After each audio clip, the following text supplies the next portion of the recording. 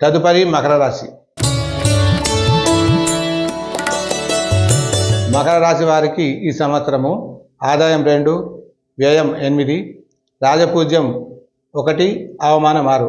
ఈ సంవత్సరము ఈ రాశి వారికి గురువు 2 నుండి సప్తమ సంచారము, శని సంవత్సరం అంతా ద్వితీయంలో సంచారము, రాహుకేతువులు డిసెంబర్ వరకు ద్వితీయంలో సంచారము.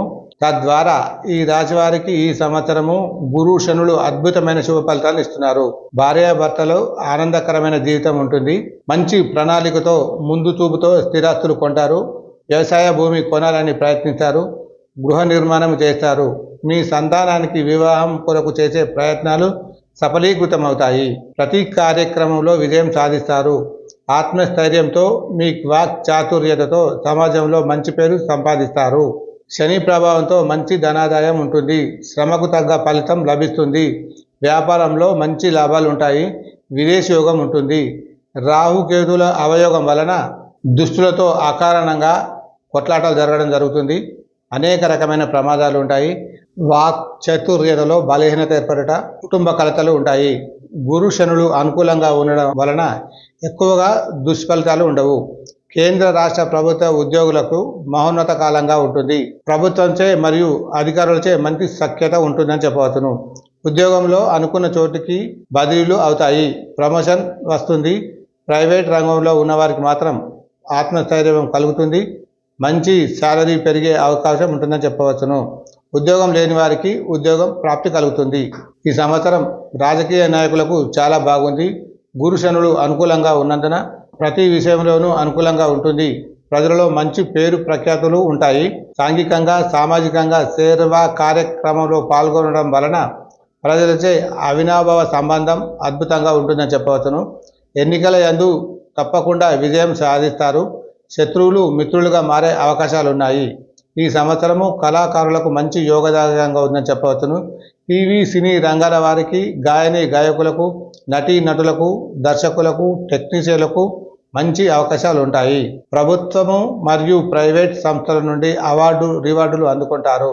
అన్ని రకాల వ్యాపారస్తులకు ఈ సంవత్సరం చాలా బాగుంది. తృణధాన్యాలు, చమురుకు సంబంధించినటువంటి ధాన్యాలు వ్యాపారం చేయనటువంటి వారికి చాలా బాగుంటుంది. రియల్ ఎస్టేట్ రంగాల వారికి విశేషమైన ధనలాభం ఉంటుంది. ఈ సంవత్సరం విద్యార్థులకు అనుకూల పరిస్థితులే ఉంటాయి. ద్వితీయార్థంలో గురువు అనుకూల స్థితి ఉన్నందువలన గతంలో ఫెయిల్ అయినటువంటి సబ్జెక్టులు ఈ సంవత్సరంలో ఖచ్చితంగా పాస్ అవుతారు. ఎంసెట్, ఈసెట్, మెడ్సెట్ అర్హత పరీక్షలు రాసేవారు మంచి మార్కులతో ఉత్తీర్ణులవుతారు. మీరు కోరుకున్న కాలేజీలో సీట్లు లభిస్తాయని చెప్పవచ్చును. ఈ సంవత్సరము వ్యాపారస్తులకు, వ్యవసాయదారులకు ఈ సంవత్సరము 2 పంటలు బాగా పండుతాయి.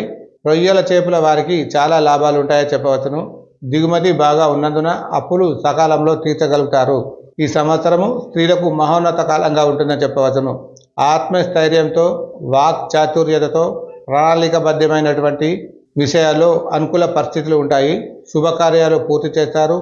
ఆభరణాలు కొంటారు. వివాహం కాని వారికి తప్పకుండా వివాహం అవుతుంది. పుత్ర సంతాన ప్రాప్తి కలుగుతుంది. మొత్తం మీద ఈ సంవత్సరం స్త్రీ పురుషులందరికీ మంచి శుభ ఫలితాలే గోచరిస్తున్నవి. సాంఘికంగా, సామాజికంగా, మానసికంగా అనుకూలంగా ఉంటుంది. ఇంకా మంచి శుభ ఫలితాలను పొందాలనుకుంటే, ఈర్ష, ద్వేష భావాలు తొలగిపోవాలనుకుంటే శివాలయంలో రుద్రాభిషేకం చేసుకోవడంతో పాటు ఆంజనేయ స్వామికి ప్రదక్షిణం చేసుకోవడం మంచిది. ఆంజనేయ స్వామికి సింధూర పూజ, ఆకుపూజ, వడపూజ చేసుకోవడం, శ్రీశైల క్షేత్ర సందర్శనం చేయడం వలన అద్భుతమైనటువంటి శుభ ఫలితాలు కలుగుతాయని చెప్పవచ్చును. శ్రీ శుభం భూయాత్.